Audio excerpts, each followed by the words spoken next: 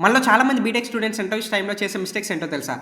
అర్థమవుతోందా? Identify placement series tips part 1. The first mistake వచ్చేసరికి not preparing any basics. మనం చాలా మంది core subjects like data structures and algorithms, operating systems, OOPs concept, database management system ఇవి ignore చేసేస్తాం. ఇవి ignore చేస్తే interview second mistake వచ్చేసరికి poor communication skills. మన దగ్గర ఎంత టెక్నికల్ స్కిల్స్ ఉన్నా, ఎన్ని టెక్నికల్ ప్రాజెక్ట్స్ ఉన్నా, మనం అట్‌లీస్ట్ సరైన కమ్యూనికేషన్ స్కిల్స్ లేకపోతే మనం టోటల్ వేస్ట్ అనమాట. ఎందుకంటే నువ్వెంత టెక్నికల్లీ నాలెడ్జ్‌ఫుల్ ఉన్నా సరే, మనము ఒక స్టోరీ టెల్లింగ్ అవ్వచ్చు, ప్రాజెక్ట్ ఎక్స్‌ప్లెయిన్ అవ్వచ్చు. సో, నీ కమ్యూనికేషన్ స్కిల్స్ మీద బేస్ అయ్యి ఉంటది. అది సెకండ్ మిస్టేక్.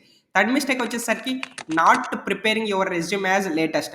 అంటే రెజ్యూమ్ వచ్చేసరికి ఏదో ఓల్డ్ మోడల్ ఇచ్చేస్తాం. సో, కంపెనీ రిలవెంట్‌గా ఉందా లేదా? సో, మనం అపాయింట్ చేయాల్సిన కంపెనీకి రిగార్డింగ్ డెసిగ్నేషన్ తగ్గట్టు మన రెజ్యూమ్‌లో స్కిల్స్ ఉన్నాయా లేవా? ఆ పారామీటర్స్ ఉన్నాయో లేవో చెక్ చేసుకోకపోవడం. సో, అది ఎక్కడ చూసినా సరే ATS applicant tracking system resumes అయితే వచ్చేసాయి. ఇవి ఆటోమేటికల్లీ సిస్టమ్ అయితే మనల్ని రికగ్నైజ్ చేస్తుంది మన రెజ్యూమ్స్.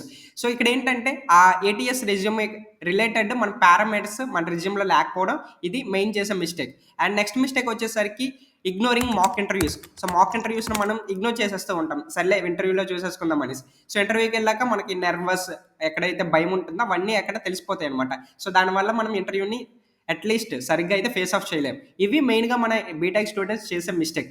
సో, టిప్ నచ్చిందిగా ఛానెల్ ఫాలో చేయి. సెకండ్ పార్ట్‌లో మళ్ళీ కలుద్దాం. థాంక్